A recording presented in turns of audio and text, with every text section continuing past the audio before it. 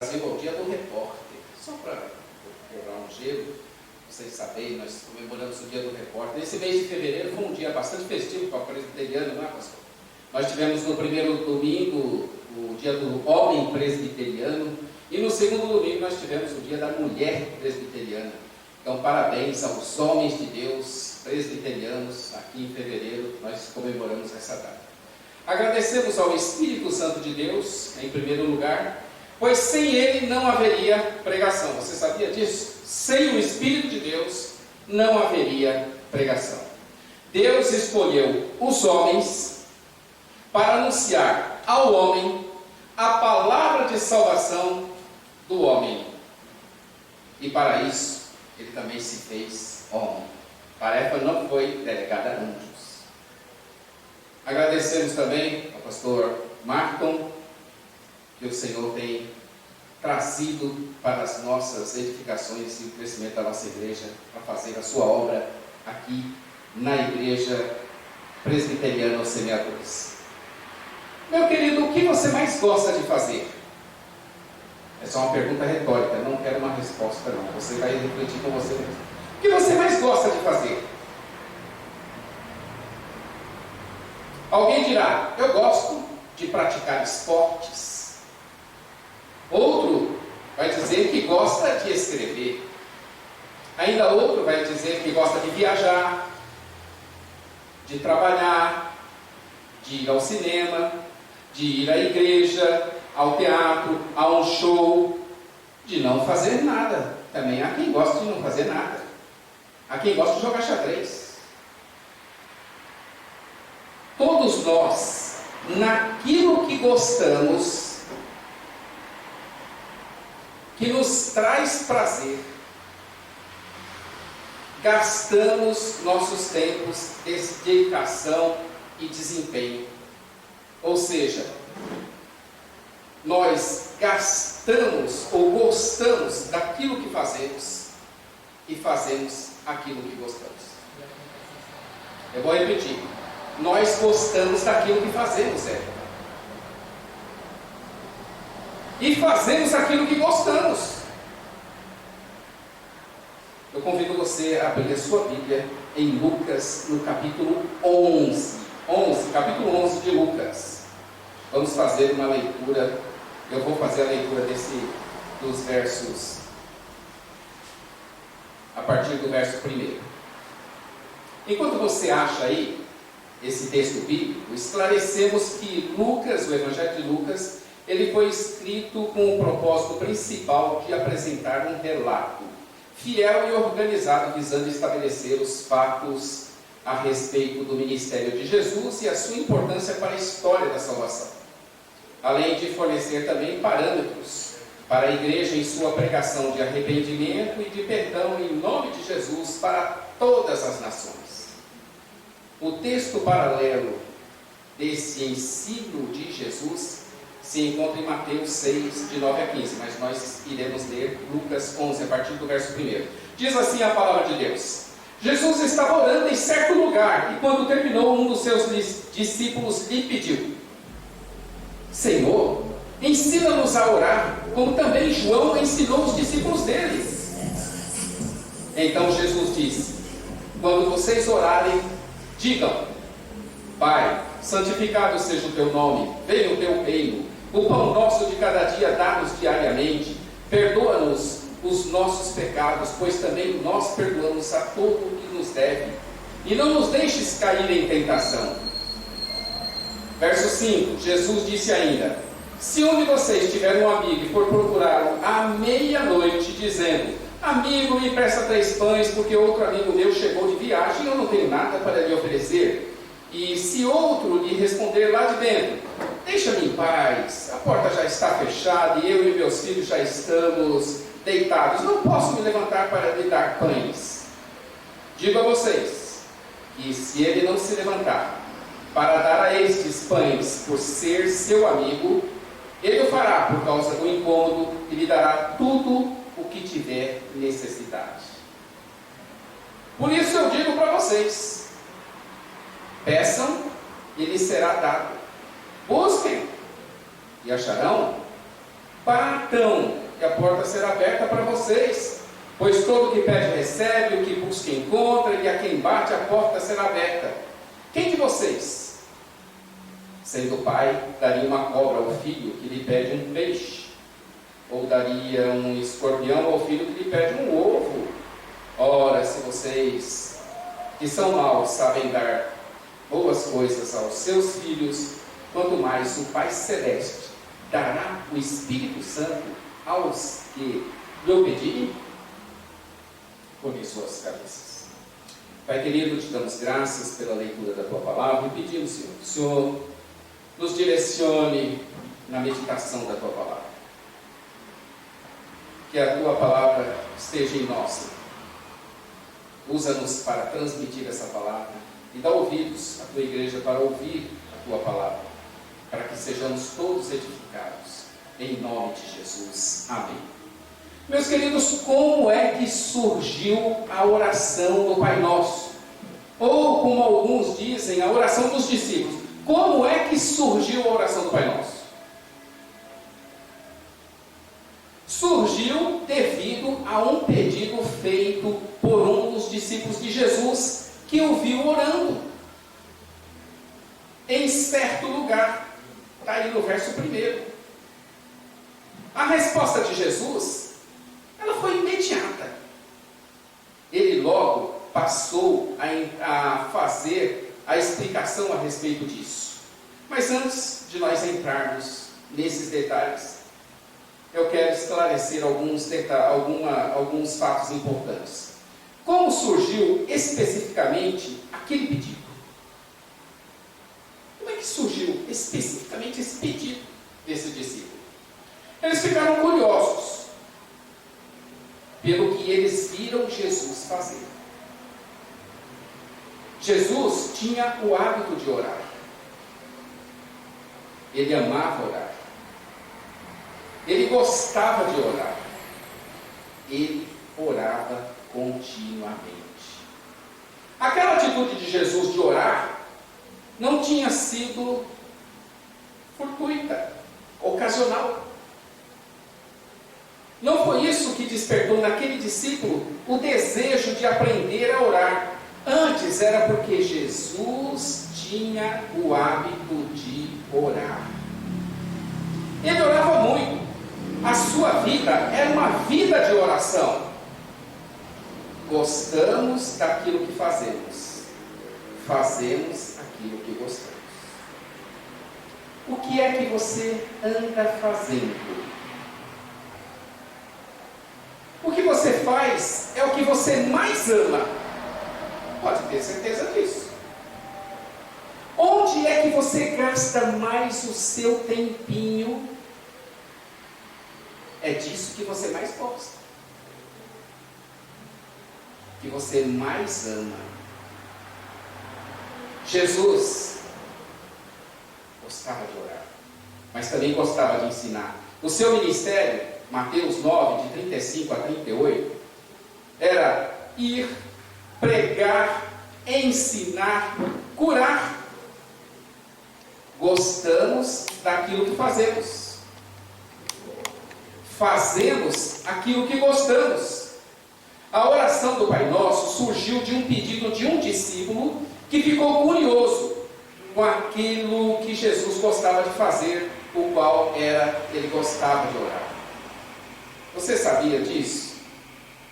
Você já parou para pensar por que eles pediram? Porque eles ficaram curiosos.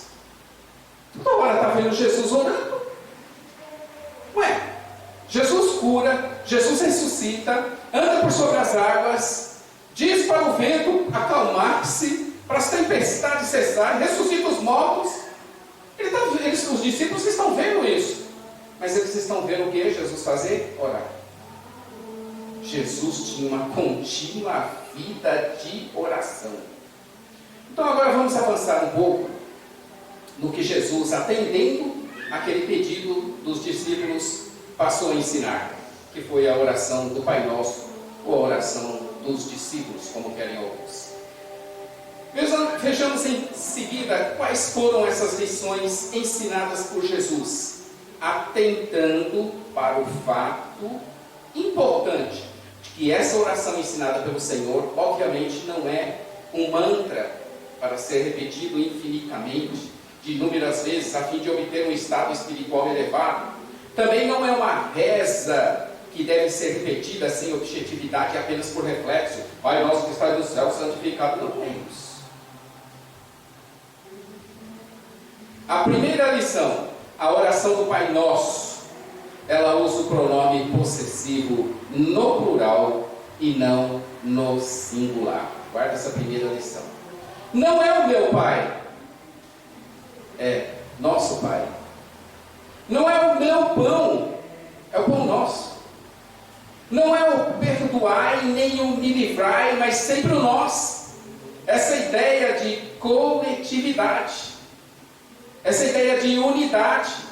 Lá de João 17, 20, 21 diz assim: e não rogo somente por esses, mas também por aqueles que pela tua palavra hão de crer em mim, para que todos sejam um, como tu, ó Pai, o és em mim e eu em ti, que também eles sejam um em nós, para que o mundo creia que tu me enviaste. Jesus orou pela nossa unidade, para que sejamos um no Pai. Devemos ter essa visão do reino de Deus avivada dentro dos nossos corações. Vamos reparar em alguns exemplos de alguns grandes homens de Deus, que o tempo não nos vai permitir avançar muito, mas vamos meditar em alguns homens de Deus que tiveram esse pensamento do nós, da coletividade, do povo de Deus, e não o seu eu, mim, me, não, o seu, o nós. Salomão, por exemplo, 2 Crônicas 1, dos versos 7 a 13. O Senhor lhe apareceu de noite, apareceu em Gibeá, apareceu em sonhos, e disse assim para Salomão: pede-me, o que queres que eu te dê? Foi isso que Deus apareceu para ele em sonhos. Pede-me, o que queres que eu te dê? Salomão não lhe pediu sabedoria em si, mas ele olhou para o povo de Deus. A primeira resposta de todo mundo ao fazer essa pergunta é: pediu sabedoria? Não, ele não pediu sabedoria. Ó Senhor, eu quero ser sábio, eu quero ser um homem, mas não, ele não pediu isso. Ele teve visão da unidade, ele teve visão do reino de Deus, e para si mesmo ele disse: de grande benevolência usaste para com teu servo Davi, meu pai, porque ele andou contigo em fidelidade e em justiça e retidão de coração perante a tua face. Mantiveste-lhe esta benevolência, lhe deste um filho que se assentasse no seu trono, como hoje se vê. Agora, pois, ó Senhor meu Deus, tu fizeste reinar teu servo em lugar de Davi, meu pai. Não passo de uma criança, não sei como conduzir-me. Teu servo está no meio do povo que elegeste, povo grande, tão numeroso, que não se pode contar. Dá, pois, ao teu servo coração compreensivo para julgar o teu povo, para que prudentemente discina entre o bem e o mal. Pois quem poderia julgar este tão grande povo? A resposta de Salomão envolveu o reconhecimento da benevolência de Deus para com seu pai, Davi, o reconhecimento da fidelidade, justiça e retidão do seu pai, Davi. A sua resposta teve o reconhecimento de que o Senhor está sendo benevolente para com ele, Salomão, de que o desafio de reinar é muito grande, e que ele não se sentia capaz, sendo ainda muito criança. Ele diz assim: o reconhecimento de que estava diante de um povo escolhido, um povo grande, um povo numeroso, o povo de Deus. Reconhecimento de que necessitava, ele precisava executar a justiça e o juízo como rei, e o fez, e fez assim o seu pedido. Olha o que ele viu. Ele não olhou para si mesmo, ele olhou para o povo. É para onde nós devemos olhar, é para onde nossa consciência, nossa visão de reino deve estar atento, para o povo de Deus. E ele contemplou o povo de Deus e disse assim: me dá um coração compreensivo. Ele pediu isso, um coração compreensivo, para julgar o povo, o teu povo, ele diz assim, para julgar o teu povo, para prudentemente discernir entre o bem e o mal. Os olhos de Salomão estavam no povo de Deus, e Deus se agradou da resposta de Salomão, e lhe deu muito mais do que pediu, pois deu a ele sabedoria, riqueza, fama, sucesso. Outro exemplo de uma pessoa que também contemplou o povo de Deus, Davi. Em diversos episódios, mas vamos pegar um especificamente, 2 Samuel 24, de 15 a 17. No capítulo 24 de 2 Samuel, Davi teve um forte desejo, provocado pelo Senhor, de fazer o levantamento de um censo, para saber a população de Israel e de Judá. A 1 Crônicas 21, vai dizer que quem incitou Davi a isso foi Satanás. Independentemente da origem disso, pois Deus é soberano, e até o diabo é seu servo, pois nada pode fazer sem que Deus o consinta. Ele contou o povo e reconheceu diante de Deus que ele tinha agido muito mal e que estava arrependido. No entanto, a ira do Senhor já tinha se desencadeado contra o povo, e por isso 70 mil dos homens do povo morreram de peste. A destruição iria até Jerusalém, mas o Senhor mesmo pediu o anjo de destruir Jerusalém. Naquele momento foi dada a Davi a visão do anjo enorme, e ele teve muito medo. O anjo estava entre o céu e a terra, e em sua mão estava uma espada desembainhada, pronta para destruir. Naquele momento difícil, bem difícil, Davi intercede pelo povo de Deus. Ele tira os olhos de si mesmo, do seu eu, do seu reino, do seu poder, e intercede a Deus para que o povo ficasse livre e a punição caísse somente sobre ele. Outro exemplo, Moisés, mais um homem de Deus. Êxodo 32, 10 e de 30 a 33. O povo de Deus havia pecado gravemente quando Moisés estava no Monte Sião recebendo as tábuas da lei. Como ele estava demorando 40 dias, o povo pediu a Arão, e este aqueceu e fez um bezerro de ouro para eles adorarem no lugar do Senhor. Como era muito grave aquele pecado, Deus fez uma promessa a Moisés que faria dele um povo de Deus e destruiria aquele povo rebelde e quanto mais. No verso 10 ele diz isso: Moisés, vou destruir o povo e vou fazer de ti uma grande nação. Moisés então tira os olhos de si mesmo, tira os olhos do seu eu, tira os olhos do seu reino e do seu poder, e intercede a Deus para que o povo fosse perdoado. Foi tão veemente o seu pedido pelo povo que chegou a pedir a Deus que ou perdoasse a ele, ou que riscasse o nome dele do livro da vida. Intercedeu pelo povo, se colocou, é o nós, é o povo de Deus, é a visão do reino, é a visão da unidade. Outro exemplo, Daniel 9, dos versos 3 a 19, ele nessa oração ele se põe no lugar do povo de Deus e diz, ele se põe no lugar do povo de Deus, ele se coloca lá no lugar, porque Daniel era um homem justo, temente a Deus, que orava, tinha uma vida de oração. Daniel era um exemplo, mas ele se coloca lá e diz assim: pecamos e cometemos iniquidade, procedemos impiamente e fomos rebeldes, apartando-nos dos teus preceitos e das tuas ordenanças. Não demos ouvido aos teus servos, aos profetas, que em teu nome falaram os nossos reis, nossos príncipes e nossos pais, como também a todo o povo da terra. Veja a sua conclusão da oração, no verso 19. Ó Senhor, ouve. Ó Senhor, perdoa. Ó Senhor, atende-nos e põe mãos à obra sem tardar, por amor de ti mesmo, ó Deus meu, porque a tua cidade e o teu povo se chamam pelo teu nome. Daniel, como Salomão, Davi, Moisés e tantos outros, que se nós continuarmos com os exemplos, nós vamos avançar muito no tempo. Eles tiraram os olhos de si mesmos. Eles tiraram os olhos do seu eu. Eles tiraram os olhos do seu reino. Eles tiraram os olhos do seu poder e intercederam a Deus pelo povo de Deus e se colocando em situação de risco até de morte ou de vida. Risco de vida. Colocando-se diante do soberano, pronto para receber a sentença final. Então vimos, portanto, em primeiro lugar, que a oração ensinada por Jesus nos remete à unidade.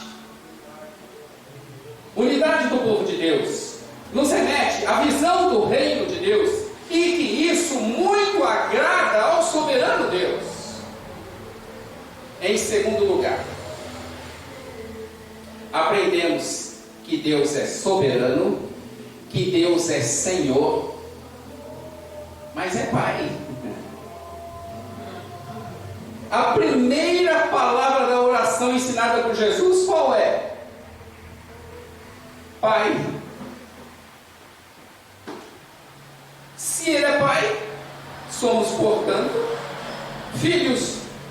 Isso é o que? Proximidade. Isso é o que? Atenção. Isso é o que? Família. Nós somos filhos de Deus por criação. Deus é o Criador, logo Ele é Pai de toda a sua criação. Todos são filhos de Deus e mesmo os ímpios lá fora são filhos de Deus por criação. Mas também nós somos filhos de Deus por adoção. Na criação Ele é Pai de todos, mas na adoção somente dos adotados. Vejamos quem são esses adotados. Confira. Se você é também irmão de Jesus, da mesma família de Deus, sendo Ele o seu Pai. Vejamos as Escrituras, em João, no capítulo 1. Mas a todos quantos o receberam, aos que creem no seu nome, deu-lhes o poder de se tornarem filhos de Deus, os quais não nasceram do sangue, nem da vontade da carne, nem da vontade do varão, mas de Deus. Você é filho de Deus, da família de Deus. João 1, versos 12 e 13. Essa ideia de Pai, ela nos remete ao Deus imanente, ao Deus próximo, ao Deus que se importa, ao Deus que cuida, ao Deus que ensina, ao Deus que exorta, ao Deus que corrige. O Pai jamais nos abandonará. Nunca, jamais nos abandonará. Confira o que nos garantiu o Espírito de Deus em Hebreus 13, verso 5, na parte B. Jamais te deixarei, nunca, jamais te abandonarei. Essa ideia de Pai é perfeita para o Pai Celeste. A ideia de Pai, de paternidade de Pai. Considere que eu estou falando de um pai verdadeiro e não de pais déspotas, malignos e sem compromissos que vivem desvirtuados. Eu falo isso porque pode haver entre nossos ouvintes quem não teve um bom relacionamento com seus pais e isso tem dificultado o seu relacionamento com Deus. Às vezes tem pessoas que não têm um bom relacionamento. O pai foi um carrasco. Então essa ideia de pai às vezes traz essa dificuldade, mas eu estou falando desse Pai verdadeiro, Pai que está atento. Ele é o Deus imanente, é o Deus próximo, mas Ele também é o Deus soberano, é o Deus transcendente, que está nos céus, que é soberano, que é Senhor, que como soberano é Ele quem está no controle de tudo e de todos. É Ele quem governa sobre tudo e sobre todos. Ele é rei. Se Ele é rei, Ele é majestade, Ele é Senhor. Então Ele tem um reino, então Ele tem um domínio, então Ele tem um trono. É Deus soberano, Senhor. Deste modo, santificado seja o teu nome, nome santo, um santo nome. Desse modo, sua vontade deve ser estabelecida na terra e nos céus. No Getsemane, por 3 vezes, Jesus pediu ao Pai que afastasse dele o cálice. Mateus 14:36. Cálice esse que ele deveria tomar. No entanto, deixou prevalecer a vontade do Pai acima da vontade dele. Pai, afasta de mim esse cálice. Não, seja feita a tua vontade. Essa oração não foi fácil. Jesus, Davi, Paulo e outros homens de Deus nunca olharam para si mesmos. Antes deixaram que a vontade de Deus prevalecesse sempre. Lembra-se de Paulo, que por diversas vezes se deixou conhecer em muitas epístolas como prisioneiro de Cristo? Eu, Paulo, prisioneiro de Cristo. Este homem de Deus, Jesus, Paulo e outros tantos, eles não revidaram, eles não acusaram o sistema corrupto da época deles, eles não se sentiram vítimas, coitadinhos, abandonados. Eles não se sentiram assim, mas eles cumpriram a vontade de Deus. Eles confiaram plenamente em Deus e não em seus sentimentos enganosos e perversos. Não é um bom condutor os nossos sentimentos. Deus nunca nos chamou para eles. Eles não podem estar à frente, mas eles devem estar atrás. Busque a Deus pelo que Ele é, por sua palavra, por suas promessas, por sua fidelidade, por sua vontade soberana. Vamos esquecer os resultados. Deixa isso com Ele. Se seremos glorificados ou humilhados, se subiremos ao topo ou se desceremos ao abismo, se viveremos ou se morreremos, se seremos reconhecidos ou iremos às prisões, não importa nada disso, quando estamos com nossa consciência tranquila e em paz com Deus. Então pare de buscar resultados e viver de resultados. Aprenda a aceitar também derrotas, mas nunca negocie a sua fé, a sua consciência e o seu temor a Deus. Glória a Deus.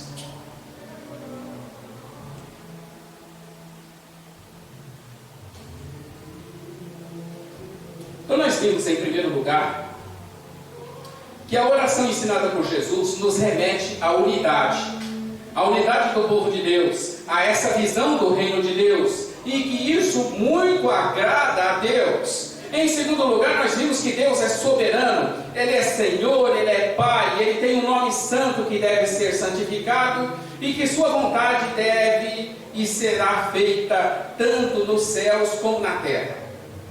Em terceiro lugar, e já finalizando, que essa oração ela pode ser dividida em 3 partes. Nós podemos dividir a oração do Pai Nosso em 3 partes, como também os mandamentos de Deus, como também os mandatos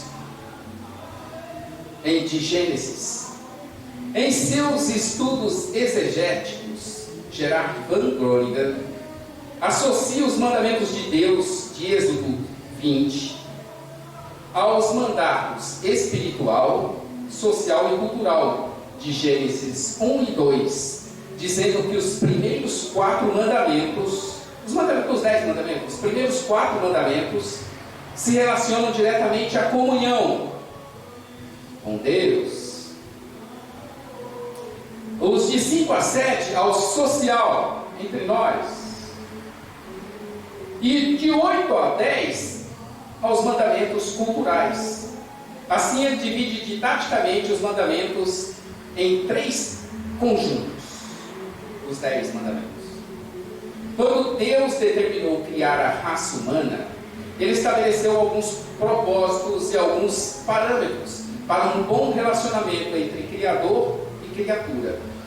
Esses propósitos e esses parâmetros são descritos pela Bíblia e por nossa teologia na forma de uma aliança. Deus fez uma aliança com a criatura e estabeleceu pelo menos 3 diferentes mandatos para a humanidade.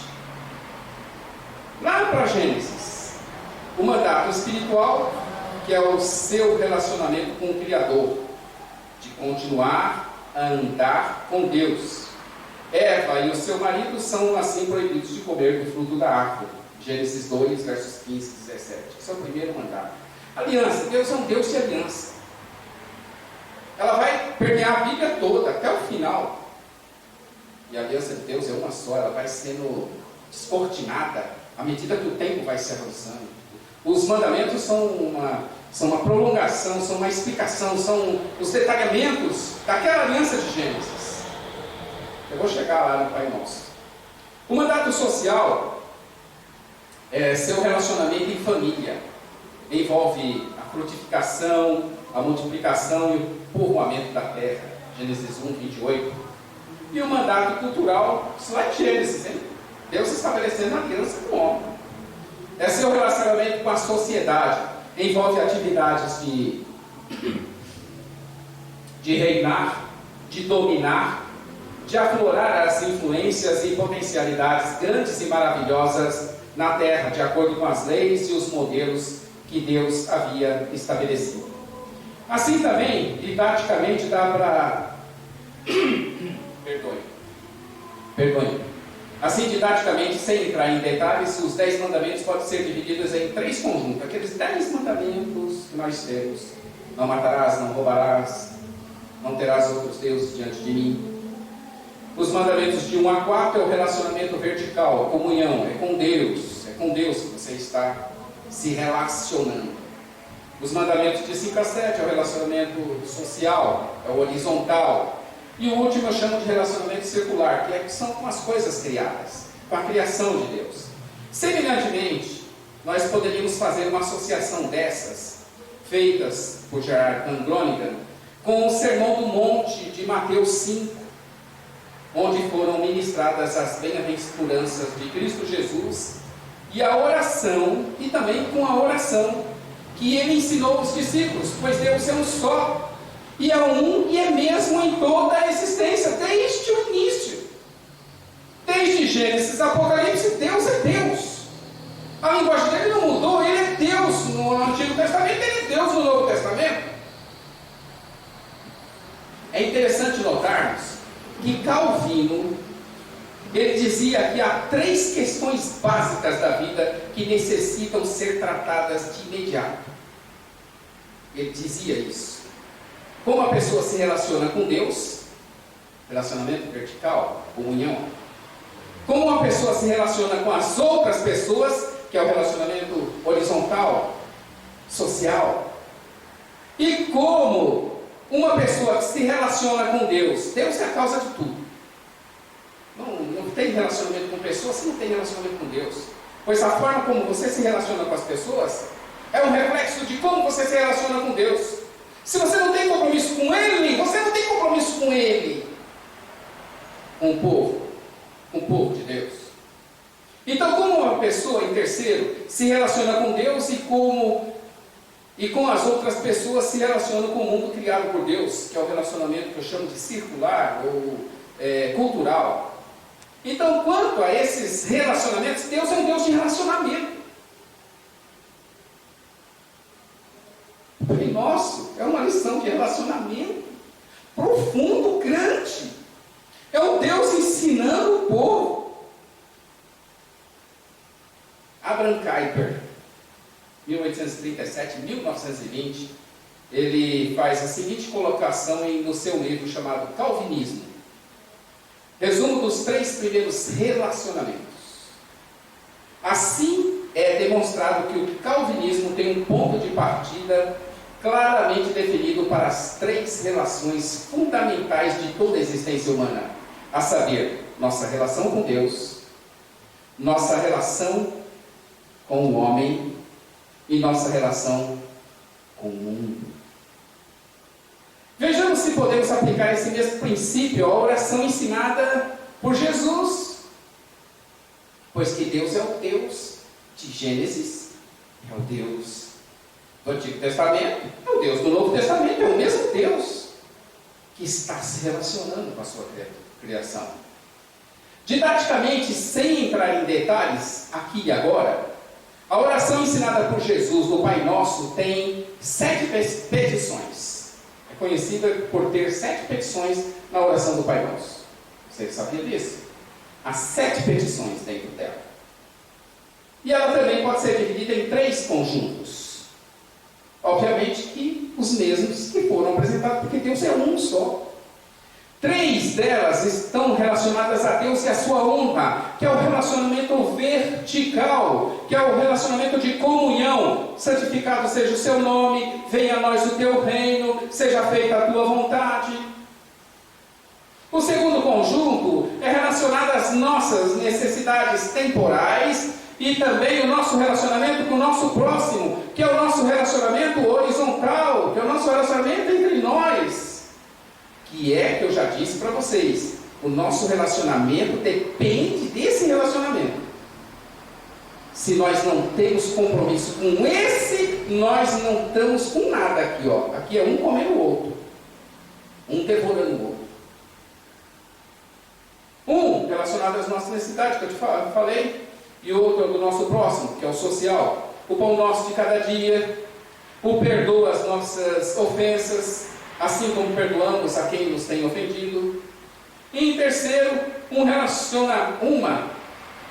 relacionada à nossa vida espiritual, no sentido de andarmos em fidelidade aos mandamentos do Senhor, sendo o pedido do Senhor o não nos deixe cair em tentação, e uma última relacionada ao livramento do diabo. R6 Pro fala bem isso mesmo. Livra-nos do mal. Mal qual? O contrário do bem? Não, livra-nos do maligno. Livra-nos do diabo. São elas: não nos deixes cair em tentação e livra-nos de todo mal. E resumidamente, nós vimos que a oração ensinada pelo Senhor, obviamente, não é um mantra que pode ser repetidas inúmeras vezes, e nem uma reza. Nós vimos em segundo lugar que há predomínio do pronome possessivo na primeira pessoa do plural, nosso e nossas, e na segunda pessoa do singular, teu, tua. Há também o emprego do objeto direto ou indireto, nós e não me. Por exemplo, Pai nosso, pão nosso, nossas dívidas, nossos devedores, teu nome, teu reino, tua vontade, teu poder, tua glória, nos dai hoje, não nos induza, livra-nos. Assim, nessa oração modelo, aprendemos que somos essa coletividade, que sempre nos preocupamos, que devemos, aliás, nos preocupar com o nosso próximo, e não somente conosco. Quem não ama seu irmão, ao qual vê, como é que ele pode dizer que ama a Deus, a quem ele nem vê? 1 João 4,2. Ressaltamos, no entanto, que não há erro em lançar sobre ele todas as nossas ansiedades. Então você não vai parar agora, a oração tem que ser coletiva, a oração tem que ser em função do outro, eu tenho que ir para o outro, mas você também tem suas anseios, suas necessidades, você vai lançar sobre ele as suas ansiedades, é contigo, com Deus. Vimos que a oração começa com a invocação do Pai, que está no céu, que está acima de todas as coisas, que Ele é o Pai nosso, o que significa dizer que todos nós somos irmãos, pois Ele é o Pai de todos nós. Que ao nos referirmos a Deus, o Pai bendito, devemos santificar o seu nome, pedir que o seu reino venha sobre nós e que sua vontade seja feita. É esse o reconhecimento de Deus e da excelência da sua pessoa. Ninguém há como Deus, ou é como Ele. Por isso que nós o adoramos. Deus não é somente bom, Ele é a bondade. Deus não é somente amoroso, Ele é o amor. Deus não é somente santo, como o seu nome, a quem devemos santificar, Ele mesmo é a santidade. Deus não somente é justo, Ele é a justiça. Eu adoro a Deus pelo que Ele é, para que eu alcance maior bondade, maior amor, maior santidade, maior justiça. Por isso é que seu reino deve ser todo abrangente e envolver todas as coisas, tanto as visíveis quanto as invisíveis, quer nos céus, quer na terra, em tudo que neles há. Sendo o Senhor o seu reino, por Ele mesmo criado e mantido, a nossa oração não pode ser outra senão seja feita a sua vontade. Para que ocorra entre nós a sua bondade, a sua justiça, o seu amor, a sua santidade. Ao desejarmos a santificação do seu nome e a vinda do seu reino, e que sua vontade seja feita, estamos como que sintonizando nosso ser ao Deus, ao ser de Deus, para cumprir os seus propósitos e assim nos sentirmos bem.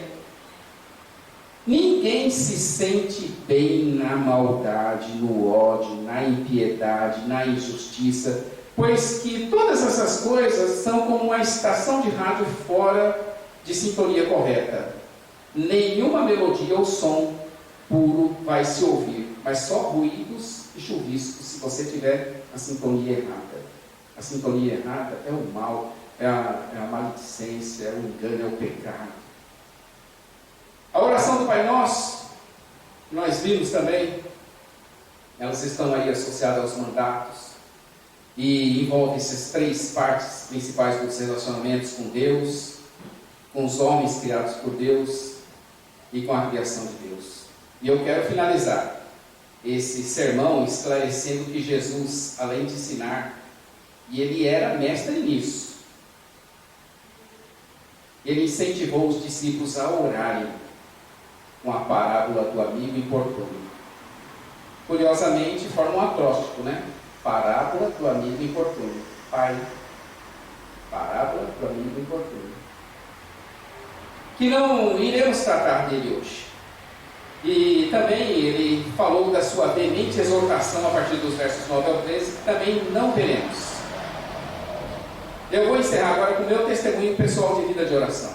Então nós não vamos entrar na parábola do amigo importuno e também não vamos entrar na exortação que ele fez. Pede e recebereis, buscai. É uma exortação, ele fala veementemente. Ele não fala, e depois de ensinar a oração, ele ainda complementa com isso. Ele complementa com a parábola do amigo importuno e complementa com essa exortação. Pede e recebam, busquem, encontram. É muito forte, então é veemente um pedido, é algo forte, que merece que você faça uma reflexão nisso e que você seja incentivado a orar. Eu oro, agora eu vou falar de mim um pouco, me perdoe. Eu oro 3 vezes ao dia. Eu aprendi isso com Daniel. Daniel 6:10. Eu quero que vocês, quem achar aí pode ler, por gentileza. Daniel 6:10. Pela manhã, uma das primeiras coisas que eu faço, antes de fazer o café, graças a Deus eu faço café todos os dias em casa, viu? O dia que você estiver em casa nos visitando, viu, Marcelinho? O dia que você estiver em casa visitando, vou fazer um cafezinho para você. À tarde, depois do almoço, antes daquela sonequinha, temos que fazer a oração, gente. E à noite, antes de dormir. O tempo que eu designei, mínimo, é de 15 minutos em cada período. Isso aí vai de cada um. A gente começa com 15, mas conforme vai fluindo, a gente vai orando. Quem comanda a minha vida de oração, isso é importante, esse destaque, não são os meus sentimentos, Aliás, eles não devem comandar nada em nossas vidas. Nada. Eles não estão na liderança. Eles não estão na frente. Assim, eu vou orar. Ou, aliás, assim, não vou orar porque eu estou sentindo que devo orar. Eu estou sentindo que devo orar. Não, eu não vou orar porque estou sentindo. Eu vou orar porque é propósito. Coloquei no meu coração que eu vou orar 3 vezes ao dia. Olha, quem achou o versículo? Lê aí para mim. 6:10. Quando Daniel soube que o decreto tinha sido publicado, foi para casa, para o seu quarto, no andar de cima, onde as janelas davam para Jerusalém, e ali fez o que costumava fazer. 3 vezes por dia, ele se ajoelhava e orava, agradecendo ao seu Deus. Amém. Está vendo aí? Aprendi com Daniel. Assim, o meu nome é Daniel, então eu falei assim, vou imitar o Daniel. Já que Daniel orava, eu vou orar também. Então, nós temos que ter essa vida de oração. E se vocês viram no desenvolvimento do que nós falamos, que os discípulos ficaram curiosos com a vida de oração de Jesus. Então, a ordem de comando é, em primeiro lugar, a palavra de Deus. Viu? A ordem de comando. A ordem de comando, em primeiro lugar, é a palavra de Deus. Em segundo lugar, é o meu intelecto, a minha razão, que deve estar em conformidade com as Escrituras. Em terceiro lugar, e sempre por último, os sentimentos que devem se conformarem à palavra de Deus e à minha razão e ao meu intelecto. Eles nunca podem estar na frente. Eu estou sentindo, não estou sentindo, não importa. Devemos confiar plenamente em Deus e não em nossos sentimentos enganosos e perversos. É tão bom quando o sentimento acompanha. É bom quando ele acompanha a palavra e também acompanha o nosso intelecto. Mas isso não é regra, é exceção. Sentindo ou não, presta atenção nisso, ó. Sentindo ou não, estando chateado ou não, com raiva, decepcionado, angustiado, sujo por causa do pecado, porque tem hora que você se sente sujo, porque você pecou. Se vai Deus responder ou não, sentindo ou não, eu irei orar. Eu irei me dobrar de joelhos diante de Deus e irei adorar o Deus Criador dos céus e da terra. Quem pode impedir-me de orar? Quem pode te impedir de ter uma vida de oração? Jesus já nos deu o exemplo. Nós devemos imitá-lo. Nesse capítulo referente ao texto paralelo de Lucas 11 e Mateus 6, Jesus é claro também ao dizer que não seremos perdoados se não perdoarmos os nossos ofensores e que nossa oração não será ouvida se insistirmos em não perdoarmos. Mas isso vai ficar com a próxima oportunidade. A Deus toda a glória.